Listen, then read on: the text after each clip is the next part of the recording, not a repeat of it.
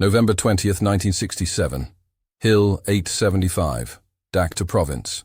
The sky hung like black canvas stretched across the central highlands, swallowing stars and hope alike. The air tasted of cordite, blood, and burning aluminum. Somewhere in that darkness, men were dying. At Firebase Charlie, 30 miles southeast, the operations radio crackled with desperation. The voice belonged to Charlie Company, 2nd Battalion, 173rd Airborne Brigade. They had been fighting for 72 hours straight on Hill 875, a nameless piece of Vietnamese real estate that had become a tomb for both sides. The North Vietnamese army had turned the jungle-covered summit into a fortress of interconnected bunkers, spider holes, and mortar positions. American paratroopers, caught in a tactical nightmare, were bleeding out faster than their medics could work. The request was simple, impossible, but simple. Medical evacuation. Dust off. Now. In the humid operations tent at Kontum Air Base, Lieutenant Colonel Robert Mitchell studied the tactical map with the grim precision of a surgeon examining a terminal patient. Hill 875 was marked in red ink, enemy territory. The weather report showed cloud cover at 800 feet, winds gusting to 35 knots, and visibility near zero. Intelligence indicated at least 3 companies of North Vietnamese regulars had dug into the slopes, armed with heavy machine guns, mortars, and Soviet-supplied anti-aircraft weapons. Mitchell shook his head. Standard doctrine prohibited night medical evacuations in contested airspace. Too dangerous, too risky. The mathematics of survival didn't add up. Wait for dawn, he ordered. Wait for air support. Wait for artillery preparation. But mathematics had never factored in the conscience of Captain Stephen Bennett. Bennett stood 6 feet tall, with gray eyes that had seen too much and hands that shook slightly when he thought nobody was looking. At 28, he had already flown over 150 medical evacuation missions in his UH-1H Huey, callsign Dustoff 65. His crew chief, Sergeant First Class Daniel Torres, was a 22-year-old kid from San Antonio who could repair anything with moving parts. The co-pilot, Warrant Officer Michael Stanton, had joined the crew just 3 weeks earlier, fresh from advanced helicopter training at Fort Rucker.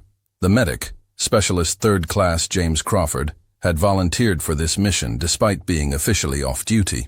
They called themselves the Night Riders, though no official records would ever acknowledge that nickname. Their aircraft, tail number 67-117-158, was a standard UH-1H configured for medical evacuation. No machine guns, no rocket pods, just medical equipment, stretchers, and the faith that speed and stealth could overcome firepower. The UH-1H Huey had become the backbone of American air mobility in Vietnam. Its twin-bladed rotor system could lift nearly 4,000 pounds of cargo or 8 wounded soldiers. The turboshaft engine, a Lycoming T-53L13, generated 1,100 shaft horsepower through a transmission system that had been tested in the worst conditions imaginable. But the aircraft's true strength lay not in its engineering specifications, but in its versatility and reliability. Helicopter pilots called it the Wind Horse, strong enough to carry the heaviest loads, gentle enough to land in impossible places. The Dustoff mission, medical evacuation under fire, represented both the best and worst of American involvement in Southeast Asia.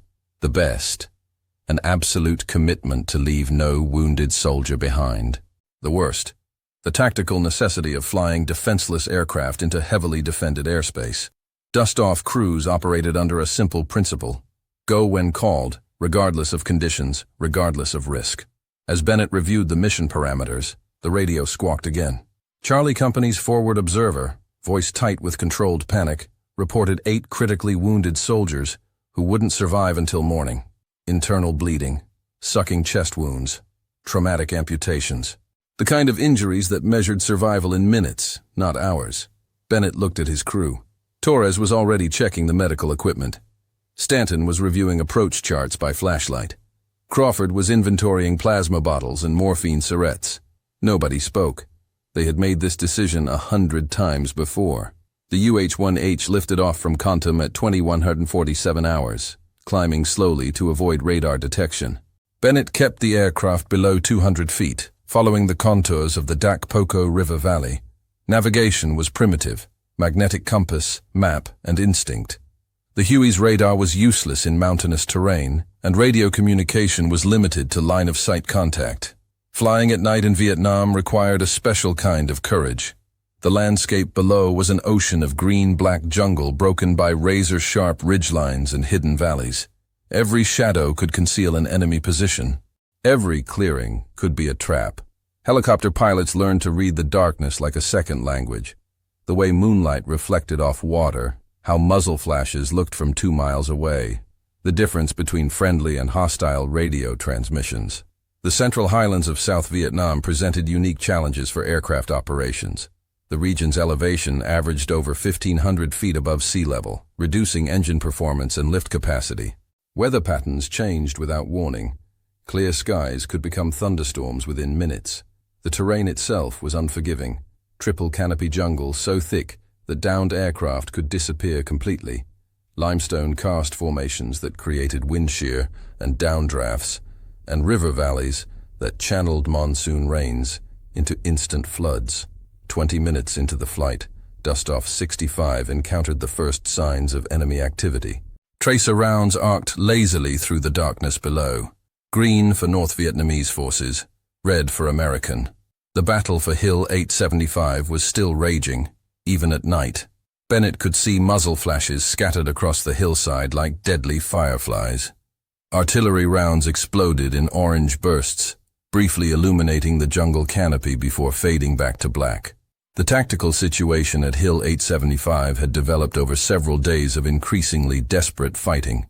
The 173rd Airborne had assaulted the hill as part of Operation MacArthur, a larger effort to disrupt North Vietnamese supply lines near the Cambodian border. What intelligence had described as a lightly defended observation post had turned out to be a heavily fortified base complex. The NVA defenders, possibly elements of the 174th Infantry Regiment, had constructed an elaborate defensive system using the natural terrain to maximum advantage. American casualties had mounted quickly. Alpha Company had been nearly destroyed in the initial assault. Bravo Company had taken 60% casualties trying to rescue the survivors. Charlie Company was now holding the northern slope of the hill, surrounded on 3 sides, running low on ammunition and medical supplies. The broader strategic context made Hill 875 both critically important and ultimately meaningless. Important because it controlled key infiltration routes from Cambodia. Meaningless because the American strategy of attrition warfare meant that hills were taken, held briefly, then abandoned when the next crisis developed elsewhere. Military historians would later debate whether such tactical victories contributed to overall strategic success. The soldiers bleeding on Hill 875 had no opinion on grand strategy. They just wanted to go home. Bennett keyed his radio microphone. Charlie 6, this is Dustoff 65, approaching from the south. Request landing zone status. Over. The response came immediately, barely audible through static and interference. Dustoff 65, Charlie 6. LZ is hot, repeat, LZ is hot. Taking effective fire from 3 directions. Will mark with strobes on your approach, over. A hot landing zone meant active enemy fire. Standard procedure required suppressive fire from gunships or artillery before attempting medical evacuation. But Charlie Company was surrounded. No friendly artillery could fire without risking American casualties. No gunships were available for immediate support. Bennett faced the classic Dustoff dilemma: follow standard operating procedures and wait for conditions to improve, or ignore doctrine and attempt an immediate evacuation.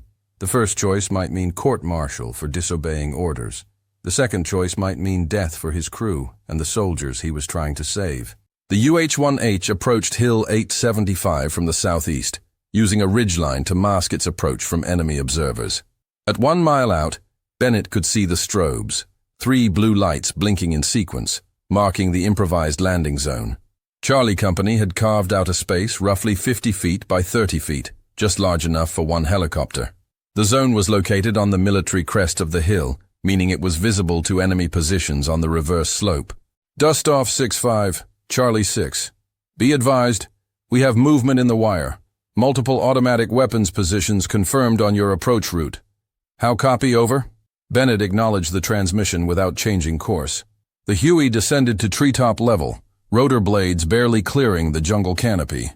At 200 yards out, The first muzzle flashes erupted from the darkness ahead. AK-47 rifles, RPD machine guns, and what sounded like a Soviet-made 12.7mm heavy machine gun. The bullets made different sounds as they passed the aircraft. Sharp cracks for high-velocity rifle rounds, deeper thumps for machine gun bullets. Torres called out impacts over the intercom. "Taking hits in the tail boom, sir. Hydraulic pressure fluctuating." The UH-1H's hydraulic systems powered the flight controls.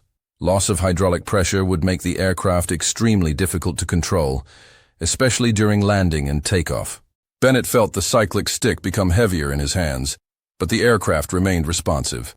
Stanton, monitoring engine instruments from the co-pilot's seat, reported no immediate engine problems.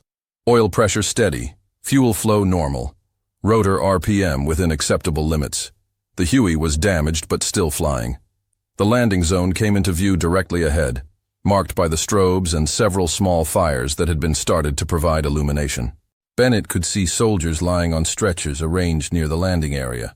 Medical personnel moved between the wounded, working by flashlight and firelight.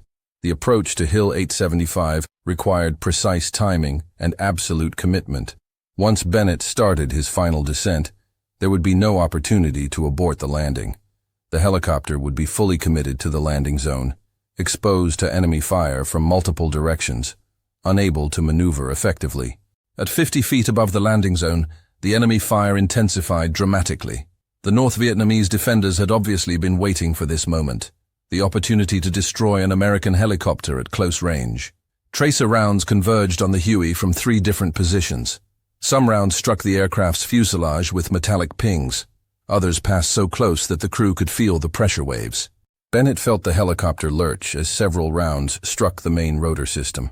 The UH-1H's rotor blades were designed to absorb battle damage, but there were limits to what even military-grade engineering could endure. The aircraft's rate of descent increased slightly as lift efficiency decreased.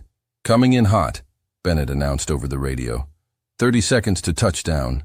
The soldiers in the landing zone knew their job. As the Huey flared for landing, medical personnel began moving the wounded toward the aircraft. Stretcher bearers ran in a crouch, trying to stay below the level of the rotor disc, while enemy bullets cracked overhead.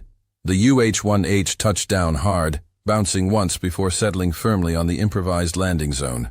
The crew immediately began loading wounded soldiers while the aircraft's engines continued running. Standard procedure for hot extractions: never shut down the engines, never turn off the rotor, be ready to lift off instantly. Crawford jumped out of the aircraft to assist with patient loading. As the unit medic, he performed rapid triage assessments, determining which soldiers needed immediate evacuation and which could wait for a later flight. 4 men were classified as Priority 1 casualties, life-threatening injuries requiring immediate surgical intervention. Loading wounded soldiers into a helicopter under fire required a combination of medical knowledge, tactical awareness, and physical courage. Each stretcher had to be secured properly to prevent patients from sliding during flight. Intravenous lines had to be protected from snagging on equipment. Critical patients required continuous monitoring of vital signs even during the loading process. The first casualty was a young sergeant with multiple fragment wounds to his chest and abdomen. Probable internal bleeding, possible pneumothorax. Crawford checked his pulse and breathing, while Torres helped lift the stretcher into the aircraft. The soldier was conscious, but in shock, his skin pale and clammy despite the tropical heat. The second casualty was unconscious with a severe head injury. Possible traumatic brain injury, definitely requiring immediate neurosurgical intervention. His breathing was irregular, suggesting increased intracranial pressure. This soldier might not survive the flight to the medical facility, but he would certainly die without immediate evacuation. The third casualty was suffering from traumatic amputation of his left leg below the knee. The medics had applied a tourniquet and pressure bandages, but he was losing blood rapidly. His pulse was weak and thready. Without immediate surgery, he would go into irreversible shock within the next hour. The fourth casualty was the most complex case: multiple fragment wounds to the chest, abdomen, and extremities. Conscious but in severe pain despite morphine injections. Possible damage to lungs, liver, or major blood vessels. He would require extensive surgical repair, assuming he survived the flight. While Crawford supervised medical aspects of the loading process, Bennett monitored the tactical situation around the aircraft. Enemy fire had decreased slightly during the landing, but muzzle flashes were still visible on the surrounding hillsides. The North Vietnamese defenders were probably repositioning their weapons to better engage the helicopter during takeoff. 2 minutes to dust off, Bennett announced over the radio. Charlie Company's commander, Captain William Johnson, approached the aircraft to confirm the passenger manifest and provide a brief medical report on each casualty. Johnson was a West Point graduate who had been in country for 11 months. His uniform was torn and dirty, and his left arm was bandaged where shrapnel had caused a minor wound. Despite the tactical situation, he remained calm and professional.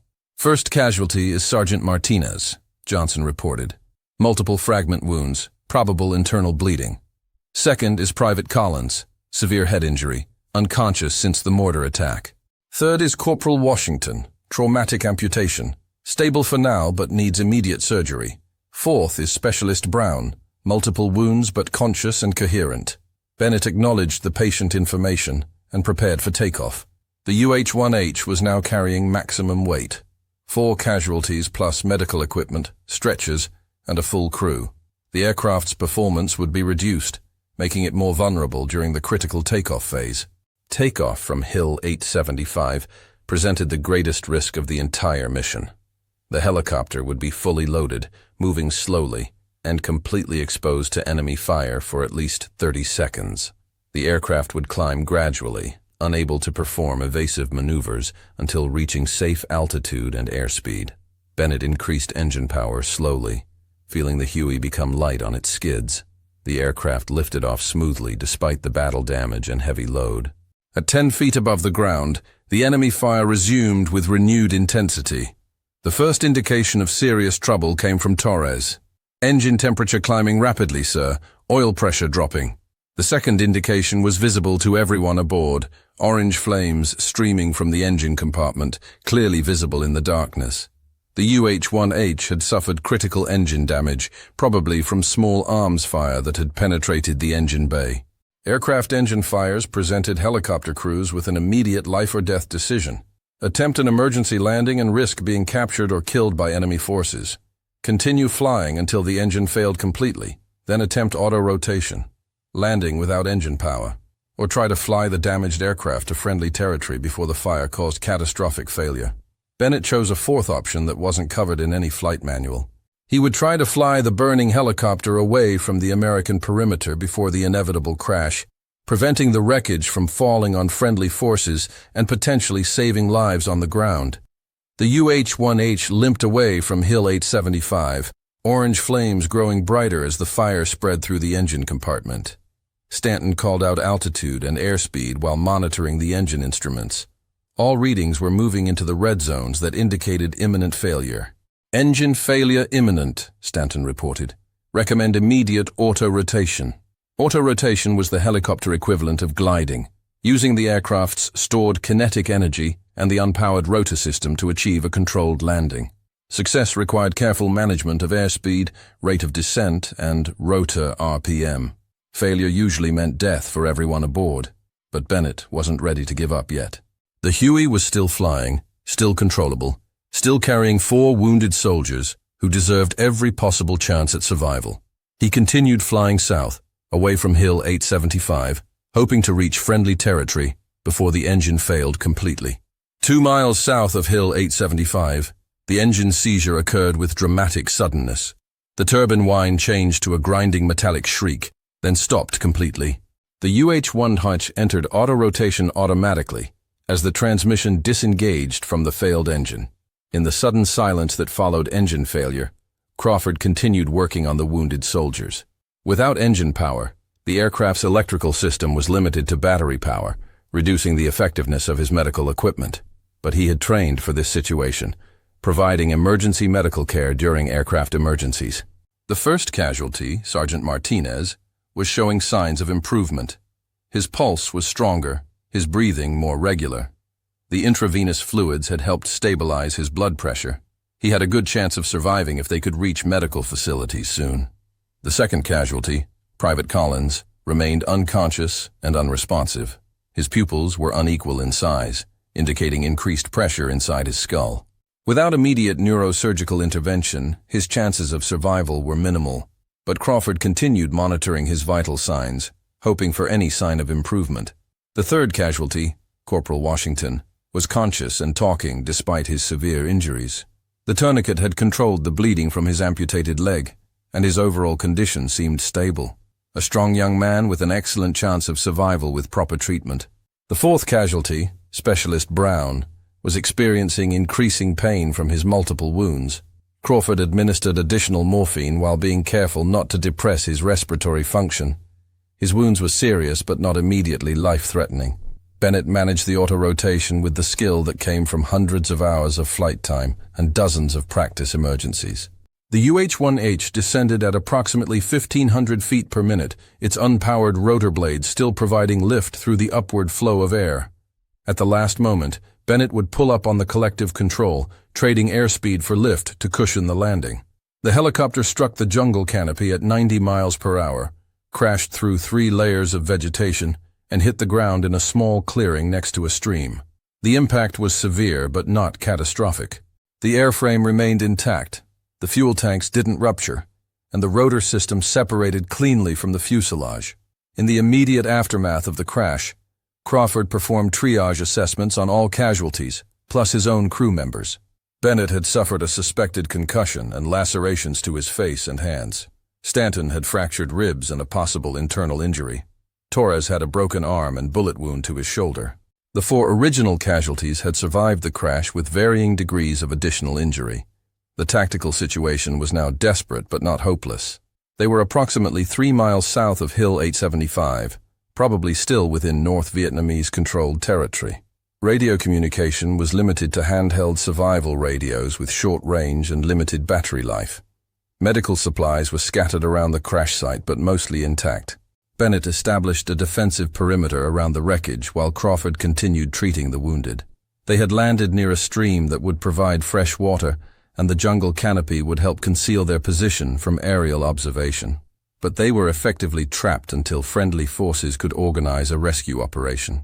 The search and rescue effort began immediately when Dustoff 65 failed to arrive at the designated medical facility. Other helicopter crews volunteered for the dangerous mission of locating the downed aircraft. Forward air controllers coordinated with artillery units to provide suppressive fire around the probable crash site. Captain James Murphy, flying UH-1H tail number 67-17295, led the first search mission at dawn on November 21st. Murphy had been Bennett's roommate during flight school and had flown dozens of combat missions alongside Dustoff 65. He was determined to find his friend and bring everyone home. The search area covered 20 square miles of triple canopy jungle, limestone ridges, and hidden valleys. From the air, individual trees were indistinguishable in the green mass of vegetation. A crashed helicopter could be completely invisible, even from directly overhead. Ground search teams from the 173rd Airborne began moving south from Hill 875, but their progress was limited by continuing enemy contact and difficult terrain. North Vietnamese forces were still active throughout the area, making ground movement extremely dangerous. On the ground at the crash site, Crawford had established a field medical facility using equipment salvaged from the helicopter. He had started intravenous fluids on the most seriously wounded casualties and was monitoring their conditions continuously. His biggest challenges were preventing shock, controlling pain, and maintaining airway function in patients with head injuries. Sergeant Martinez continued to improve throughout the first day after the crash. His vital signs stabilized, and he became more alert and responsive. Crawford was cautiously optimistic about his chances for full recovery. Private Collins remained unconscious with signs of increasing intracranial pressure. Without surgical intervention, his condition would continue to deteriorate. Crawford could provide supportive care, but couldn't address the underlying brain injury. Corporal Washington was dealing with phantom pain from his amputated leg and was becoming increasingly depressed about his injury. Crawford provided psychological support while continuing to monitor for signs of infection or complications. Specialist Brown was experiencing increasing pain from his multiple fragment wounds. Some of the fragments were lodged too deeply to remove safely, and Crawford suspected internal injuries that weren't immediately apparent. The second day brought both hope and frustration. Search aircraft passed overhead several times but failed to spot the crash site. Bennett attempted to signal with a signaling mirror made from pieces of the helicopter's windscreen, but the jungle canopy blocked most of the reflected light. Radio communication remained limited to brief contacts with passing aircraft. The handheld survival radios had limited range and battery life, forcing Bennett to use them sparingly. Each transmission also risked revealing their location to enemy forces. Food was becoming a concern. They had emergency rations for perhaps 4 days, assuming normal consumption. With 9 people, including 4 seriously wounded, the supplies would be exhausted quickly. The stream provided fresh water, but finding edible plants in the Vietnamese jungle required local knowledge they didn't possess. Medical supplies were also running low. Crawford had used most of his morphine controlling pain in the seriously wounded casualties. Intravenous fluids were becoming scarce, and he had no way to replace them. Antibiotics were available, but limited. On the 3rd day, November 23rd, the situation became critical. Private Collins died during the night from his head injuries, despite Crawford's continuous care. The psychological impact on the other casualties and crew members was severe. Sergeant Martinez had developed signs of infection despite antibiotic treatment. His temperature was rising, and Crawford suspected that internal injuries were causing complications that he couldn't treat in field conditions. Corporal Washington was showing early signs of gangrene at his amputation site. Without proper surgical facilities, the infection could become life-threatening within days. Specialist Brown was experiencing increasing weakness and suspected internal bleeding. His condition was slowly deteriorating, despite supportive care. The 4th day brought unexpected contact with friendly forces. A forward air controller flying in a small observation aircraft spotted reflected light from the crash site and confirmed the location of Dust-Off 65. Ground forces began moving toward the site immediately. The rescue operation required coordination between multiple units. Companies from the 173rd Airborne provided security for the approach routes. Artillery units fired suppressive fires around the crash site to discourage enemy activity. Medical evacuation helicopters stood by to transport casualties once the site was secured. Captain Murphy led the rescue flight of 3 UH-1H helicopters, approaching from the south to avoid known enemy positions. The landing zone was marginal, a small clearing barely large enough for 1 aircraft at a time, surrounded by tall trees and soft ground near the stream. The first helicopter landed successfully and immediately began loading the most critical casualties. Sergeant Martinez and Specialist Brown were evacuated on the first flight, along with Private Collins's remains. Both survivors were transported directly to the surgical hospital at Pleiku. The second helicopter evacuated Corporal Washington and the 3 crew members who were ambulatory. Washington was taken to the Army Hospital at Cam Ranh Bay for specialized treatment of his amputation and prosthetic fitting. Bennett and Crawford were evacuated on the 3rd helicopter after ensuring that all equipment and classified materials were recovered from the crash site. The wreckage of Dust-Off 65 was destroyed by explosive charges to prevent enemy forces from recovering useful materials. The immediate medical outcome was mixed, but ultimately successful. Sergeant Martinez survived his injuries and returned to duty 6 months later. Corporal Washington adapted well to his prosthetic leg and eventually became a counselor for other amputees. Specialist Brown required extensive surgery but made a full recovery. Private Collins was awarded the Purple Heart posthumously. Bennett and his crew were awarded Distinguished Flying Crosses for their actions on Hill 875. The official citation praised their extraordinary heroism and voluntary risk of life above and beyond the call of duty. But Bennett always insisted that they had simply done their job. The broader tactical situation at Hill 875 remained complex. American forces eventually captured the hill after several more days of fighting, but it was abandoned shortly afterward as the 173rd Airborne moved to other operations. The strategic value of the hill was debatable, but the cost in American casualties was undeniable. The battle for Hill 875 became one of several controversial engagements that raised questions about American tactical doctrine in Vietnam. Military analysts debated whether such costly assaults achieved meaningful strategic objectives or simply provided enemy forces with opportunities to inflict maximum casualties on American troops. For the Medical Corps, the Dust-Off 65 mission represented both the possibility and the limitations of battlefield medicine.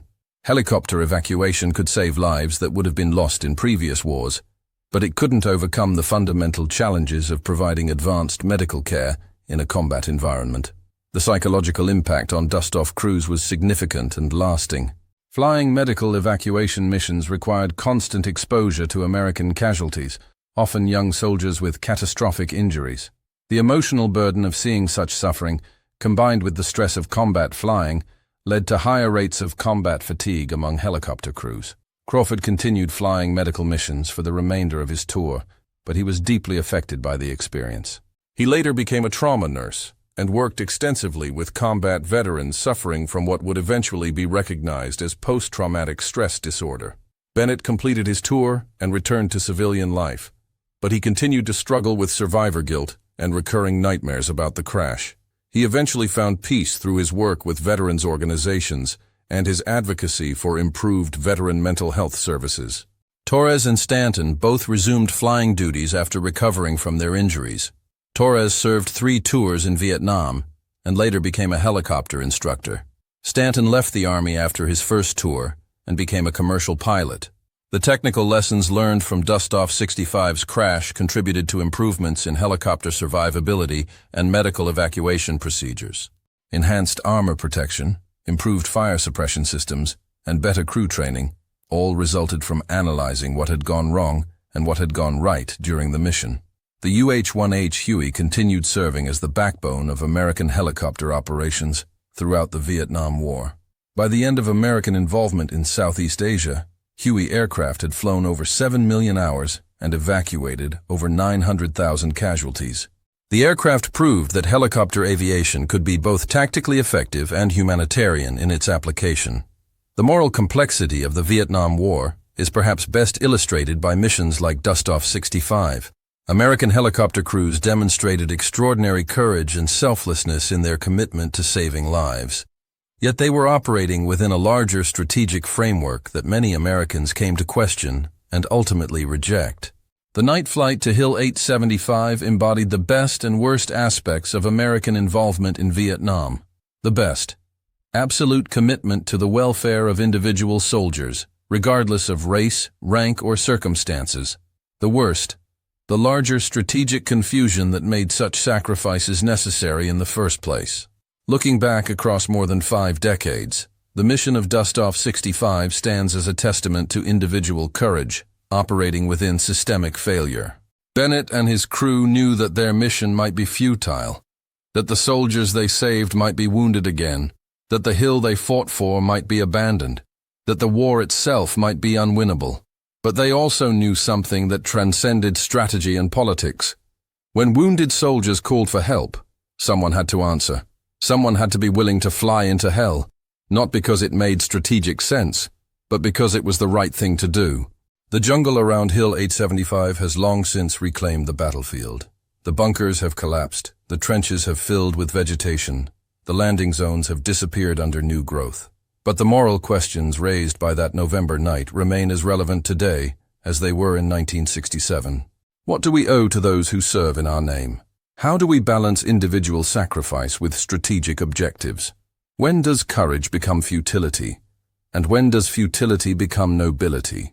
Perhaps the answer lies not in grand strategy or political analysis, but in the simple decision made by 4 men in a helicopter over the jungles of South Vietnam. They heard the call for help, and they answered. They flew when no one else would fly. They carried hope into hopelessness, knowing that hope might not return. In the end, that may be the most profound lesson of the Vietnam War. Not that American power failed, but that American compassion succeeded. Not that the war was won or lost, but that individual acts of courage and sacrifice created meaning in the midst of meaninglessness. The sound of rotor blades still echoes through the valleys of the Central Highlands, carried by monsoon winds and collective memory. It's the sound of Dust-Off 65 and 1,000 other missions like it. The sound of ordinary people doing extraordinary things because someone had to, someone would, someone did. Captain Stephen Bennett died in 2019 at the age of 80, surrounded by his family and the friends he had made during 50 years of veterans work. His funeral was attended by dozens of men whose lives had been saved by Dust-Off missions throughout the Vietnam War. They came to honor not just Bennett, but all the crews who had answered the call. As the honor guard presented the flag to Bennett's widow, a lone UH-1H helicopter flew overhead, a tribute from the aviation community to one of their own. The sound of its rotor blades was both mournful and triumphant, a reminder that some things transcend politics and strategy and time itself. The legacy of missions like Dustoff 65 extends far beyond the Vietnam War. Every modern military medical evacuation program traces its lineage to the helicopter crews who proved that immediate battlefield medicine could save lives previously lost to time and distance. Today's air ambulance services, both military and civilian, operate under principles established by men like Bennett and his crew. But perhaps the most important legacy is moral rather than technical. In an era when American military involvement abroad continues to generate controversy and debate, the Dustoff story reminds us that individual acts of courage and compassion can create meaning even within failed policies and questionable strategies. The men who flew medical evacuation missions in Vietnam weren't fighting for political objectives or strategic goals. They were fighting for something simpler and more profound: the belief that every life has value, that no one should die alone, that someone must answer when the call for help comes in the darkness. As we remember their service and sacrifice, we're challenged to ask ourselves, what would we have done? Would we have had the courage to fly when others judged it too dangerous? Would we have risked everything for strangers whose names we didn't know and whose faces we might never see again? These are the questions that make the story of Dustoff 65 more than just military history. They make it a mirror in which we can examine our own character and our own commitment to the values we claim to hold dear. The night of November 20th, 1967, began with a simple radio call for help and ended with profound questions about duty, sacrifice, and the meaning of service. Those questions remain unanswered because they must be answered by each generation, each individual, each moment when we hear the call for help and must decide whether to respond. The broader historical context of the Dustoff missions reveals the evolution of military medicine during the 20th century. World War II had seen dramatic improvements in battlefield medical care with the development of blood plasma, antibiotics, and mobile surgical units. But the Korean War introduced helicopter medical evacuation on a limited scale, proving that rapid transport could dramatically improve survival rates for critically wounded soldiers. Vietnam became the testing ground for comprehensive helicopter medical evacuation. The concept was revolutionary. Instead of moving wounded soldiers through a chain of increasingly sophisticated medical facilities, critically injured patients could be transported directly from the battlefield to fully equipped hospitals. The time from wounding to surgery, known as the golden hour in trauma medicine, could be reduced from hours to minutes. The statistics were compelling. In World War II, the case fatality rate for American soldiers was approximately 4.5%, meaning that for every 100 soldiers wounded, between 4 and 5 would die from their injuries. In Vietnam, despite facing more severe injuries from improved enemy weapons, the case fatality rate dropped to less than 2.5%. Helicopter medical evacuation was directly responsible for saving thousands of lives, but the human cost of the Dustoff mission was significant. Medical evacuation helicopters suffered casualty rates nearly double those of armed combat aircraft. Flying without defensive weapons, operating in contested airspace, landing in unsecured areas, all created risks that traditional military aviation tried to minimize. Dustoff crews accepted these risks as the price of their mission. The psychological profile of Dustoff crews was unique within the military aviation community. While fighter pilots and gunship crews were selected for aggression and competitive instincts, medical evacuation pilots were chosen for stability, judgment, and compassion. They needed the technical skills to fly complex missions under extreme conditions, but they also needed the emotional strength to deal with human suffering on a daily basis. Training for Dustoff missions was intensive and realistic. Pilots practiced night flying, instrument approaches, and auto-rotations until these skills became automatic responses. But they also trained in combat first aid, triage procedures, and patient care. They learned to recognize different types of wounds, to assess priority for evacuation, and to provide basic life support during flight. The medical equipment carried aboard Dustoff aircraft was state-of-the-art for the 1960s. Portable ventilators could maintain breathing in patients with chest injuries. Intravenous fluid warmers prevented hypothermia in soldiers suffering from blood loss. Cardiac monitors tracked heart rhythm in patients with traumatic shock. Morphine automatic injectors provided pain relief that could be administered safely by non-medical personnel. Crew coordination was critical to mission success.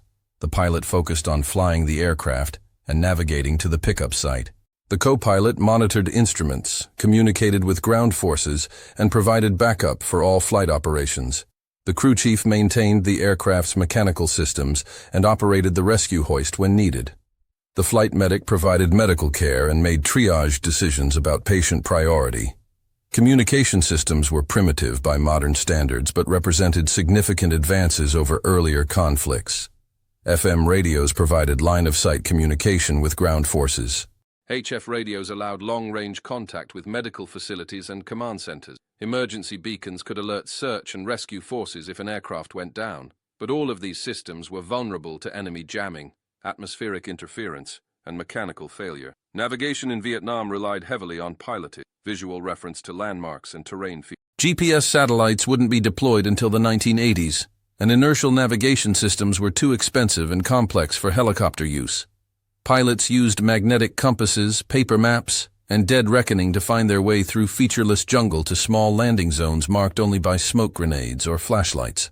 Weather was a constant concern in Southeast Asia. The monsoon season brought heavy rainfall, low cloud ceilings, and severe turbulence. Tropical thunderstorms could develop rapidly, creating dangerous flying conditions with little warning. High humidity reduced engine performance and increased the risk of power loss during critical phases of flight. The maintenance challenges faced by dust-off units were enormous. Helicopters operating in tropical conditions required intensive preventive maintenance to prevent corrosion, component failure, and system degradation. Sand and dust infiltrated engines and transmissions, requiring frequent inspections and part replacements. Battle damage had to be repaired quickly to keep aircraft available for missions. Spare parts supply was complicated by the remote locations of many bases and the urgent nature of medical missions. Critical components were often hand-carried by maintenance personnel flying as passengers on supply flights. Field repairs were performed using improvised tools and techniques that would never be acceptable in peacetime operations. The logistical support for dust-off operations required coordination between multiple agencies and services. The Army provided helicopter maintenance and flight crews. The Air Force controlled air traffic and provided weather information. The Navy supplied medical facilities and hospital ships. The Marines coordinated with ground forces and provided security for landing zones. Medical facilities throughout South Vietnam were organized in a tiered system designed to provide appropriate levels of care based on the severity of injuries. Battalion aid stations provided immediate first aid and trauma stabilization. Field hospitals performed emergency surgery and initial treatment. Evacuation hospitals provided specialized surgical procedures and intensive care. For the most serious cases, patients were evacuated to military hospitals in Japan or the United States. The MASH, Mobile Army Surgical Hospital, units made famous by the television series, were actually based on Korean War experience. In Vietnam, more elaborate facilities were constructed to handle the higher volume and greater complexity of casualties. These hospitals featured air conditioning, modern surgical equipment, and specialized trauma teams. Casualty evacuation was not limited to American forces. South Vietnamese military personnel, civilian casualties, and even enemy prisoners of war were evacuated by dust-off aircraft when the tactical situation permitted. This policy reflected both humanitarian values and practical recognition that medical care could provide valuable intelligence information. The role of women in dust-off operations was limited by military policies of the era, but significant nonetheless. Female nurses served in evacuation hospitals and provided critical care during patient transport on fixed-wing aircraft. Flight nurses, though not assigned to helicopter crews, often volunteered for dangerous missions to provide advanced medical care during long evacuations. Enemy tactics evolved to counter American medical evacuation procedures. North Vietnamese and Viet Cong forces learned to position weapons around likely landing zones, waiting for the vulnerable moment when helicopters were loading casualties. Booby traps were placed near wounded soldiers to inflict additional casualties on rescue personnel. Radio communications were monitored to anticipate evacuation missions. Counter-tactics developed by American forces included the use of multiple aircraft approaching from different directions, smoke screens to obscure landing zones, and fighter escorts to suppress enemy fire. Ground commanders learned to call for medical evacuation using coded language that wouldn't reveal the exact timing or location of pickups. The psychological warfare aspects of medical evacuation were significant but often overlooked. Knowing that wounded soldiers would be evacuated quickly and receive excellent medical care improved morale and unit cohesion. Conversely, enemy forces understood that attacking medical aircraft would create terror and undermine American resolve. International law governing the conduct of war was tested by Vietnam-era medical evacuation practices. The Geneva Convention protected medical personnel and facilities from deliberate attack, but these protections applied only to clearly marked and exclusively medical operations. Dust-off aircraft were often painted with red crosses, but they operated in tactical environments where the distinction between combat and medical missions was sometimes unclear. The debate over arming medical aircraft reflected this legal and ethical complexity. Defensive weapons might improve crew survival and mission effectiveness, but they would also blur the distinction between medical and combat operations. Most dust-off crews preferred to remain unarmed, believing that their humanitarian mission provided some protection from enemy attack. Post-combat medical care for dust-off crews revealed the psychological toll of their missions. Repeated exposure to severe trauma, combined with the stress of combat flying, created high rates of what would later be recognized as post-traumatic stress disorder. The military medical system of the 1960s was not well equipped to handle these psychological casualties. Debriefing procedures after difficult missions were informal and often inadequate. Crew members were expected to process traumatic experiences without professional help. Some found support through informal networks of other crew members who had shared similar experiences. Others turned to alcohol or other substances to cope with stress and memory. The transition to civilian life was particularly difficult for dust-off veterans. Their military skills were highly specialized and not directly transferable to civilian occupations. Many continued working in aviation or emergency medical services, but others struggled to find meaningful work that matched the intensity and purpose of their military service. Veterans organizations provided some support, but the unique experiences of medical evacuation crews were not well understood even within the veteran community. Combat infantry veterans had shared the experience of ground fighting. Pilots of armed aircraft had shared the experience of aerial combat. But dust-off crews had experienced something different. Repeated exposure to the consequences of combat without the psychological release of fighting back. Medical research based on Vietnam War casualties advanced the understanding of trauma surgery, shock treatment, and emergency medicine. Techniques developed to save wounded soldiers were later applied to civilian emergency care. The concept of trauma centers, specialized hospitals equipped to handle severe injuries, was directly descended from military medicine. The helicopter industry benefited enormously from lessons learned during Vietnam medical evacuation missions. Improved designs incorporated better crashworthiness, enhanced reliability, and increased lifting capacity. Many of these improvements found their way into civilian helicopters used for emergency medical services, search and rescue, and law enforcement. Training methods developed for military helicopter crews influenced civilian flight training programs. The emphasis on crew resource management, emergency procedures, and decision-making under stress became standard elements of commercial pilot training. Simulator technology advanced to provide realistic training environments without the risks of actual flight. Public perception of military medicine was permanently changed by Vietnam War medical evacuation missions. The image of the helicopter ambulance arriving under fire to rescue wounded soldiers became one of the most positive symbols of American military involvement in Southeast Asia. This perception influenced support for veteran medical care and research funding for many years after the war ended. The families of dust-off crew members experienced their own form of combat stress. Knowing that their loved ones were flying dangerous missions without weapons, often in response to desperate calls for help, created anxiety and fear that was difficult to manage. Support systems for military families were limited, and most coped with these stresses in isolation. Letters home from dust-off crew members reveal the complex emotions involved in medical evacuation missions. Pride in saving lives was mixed with frustration at the larger political situation. Relief at surviving dangerous missions was tempered by grief for the soldiers they couldn't save. Hope for an end to the war conflicted with commitment to their mission and their fellow soldiers. The impact on local Vietnamese communities was significant, but often unrecognized. American medical facilities treated civilian casualties when resources permitted, often providing medical care that was unavailable through local healthcare systems. Some Vietnamese personnel were trained in emergency medical procedures and trauma care that benefited their communities long after the war ended. Cultural barriers sometimes complicated medical treatment of Vietnamese casualties. Language differences made it difficult to obtain medical histories or explain treatment procedures. Religious and cultural beliefs about medical care sometimes conflicted with Western medical practices. But the universal nature of human suffering often transcended these barriers. Collaboration between American and South Vietnamese medical personnel created lasting professional relationships. Vietnamese doctors and nurses learned advanced surgical techniques and trauma care procedures. American medical personnel gained experience with tropical diseases and cultural differences in healthcare delivery. These exchanges influenced military medicine doctrine for decades. The role of religion and spirituality in dust-off operations was significant for many crew members. Facing death on a regular basis, both their own and that of the soldiers they were trying to save, led many to question or strengthen their spiritual beliefs. Chaplains assigned to aviation units provided counseling and support, but the demanding operational schedule often limited their availability.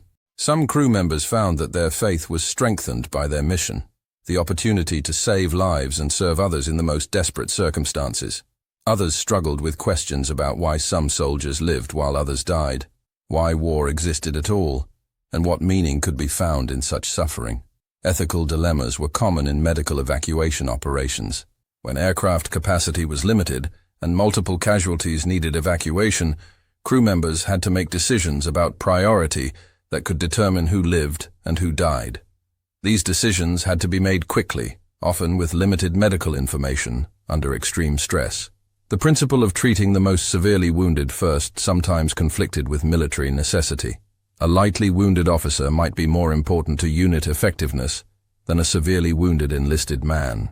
A soldier with a better chance of survival might be prioritized over one whose injuries were more life-threatening.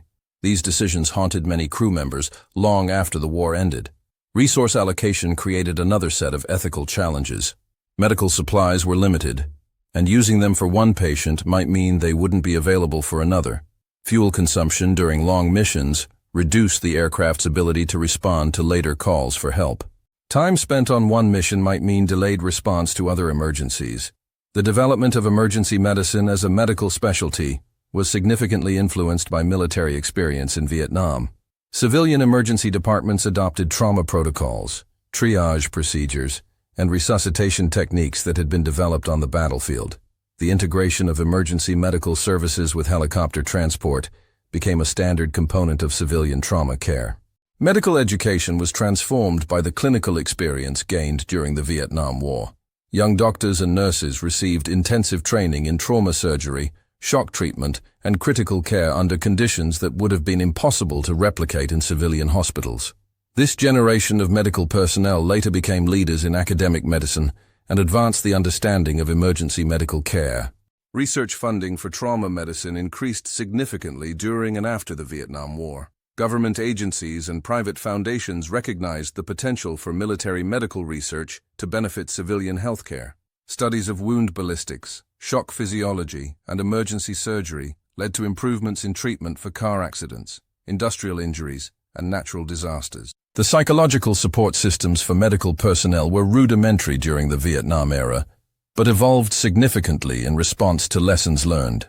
The recognition that healthcare providers could themselves be traumatized by their work led to the development of critical incident stress debriefing, peer support programs, and professional counseling services. Documentation of medical evacuation missions was often incomplete due to the urgent nature of the operations and the informal procedures used during combat. Many heroic actions went unrecorded, and the full story of dust-off operations may never be completely told. This lack of documentation has made it difficult for historians to fully appreciate the scope and significance of medical evacuation activities. Personal narratives from crew members and patients provide the most vivid accounts of medical evacuation missions. These stories, preserved in interviews, memoirs, and oral history projects, reveal the human dimension of military medicine that is often lost in official reports and statistical analyses. The reunion activities of dust-off veterans have become important venues for healing and remembrance. Annual gatherings allow crew members to reconnect with each other and with some of the soldiers whose lives they saved. These events provide opportunities to process traumatic memories and find meaning in their wartime service. Memorial activities honor both the crew members who were killed during medical evacuation missions and the countless soldiers whose lives were saved. These commemorations serve multiple purposes, honoring the dead, supporting surviving crew members and families, and educating the public about the sacrifices made during military service. The influence of dust-off operations on modern military doctrine extends far beyond medical evacuation procedures. The success of helicopter operations in Vietnam demonstrated the importance of air mobility, tactical flexibility, and rapid response capability. These lessons influenced the development of air assault tactics, special operations procedures, and humanitarian assistance missions. International military forces have adopted medical evacuation procedures based on American experience in Vietnam. NATO standardization agreements incorporate emergency medical procedures developed during the war.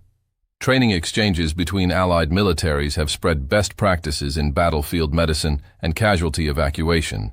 Technological developments in helicopter design, medical equipment, and communication systems have been driven partly by lessons learned from Vietnam medical evacuation missions. Modern military helicopters incorporate crashworthiness features, defensive systems, and medical facilities that address problems identified during dust-off operations. The moral legacy of medical evacuation missions transcends military doctrine and technological advancement. The commitment to leave no soldier behind, to risk everything to save the wounded, represents the highest values of military service. These values continue to inspire military personnel and influence public support for veteran care and military medical research. If this story has moved you to reflect on the courage and sacrifice of those who served in Vietnam, please take a moment to like this video and share it with others who might benefit from remembering these extraordinary, ordinary heroes. Subscribe to our channel to ensure you don't miss future documentaries, honoring the memory of those who gave everything in service to others. Their memory deserves more than our gratitude. It deserves our commitment to living up to the values they died defending. The sound of their rotor blades should echo not just through history, but through our daily choices to answer the call when help is needed, to fly when others say it's too dangerous, to carry hope when hopelessness seems to win. That may be the truest honor we can give to the crew of Dust-Off 65 and all who served alongside them in that distant jungle war. Not just our remembrance, but our resolve to be worthy of their sacrifice.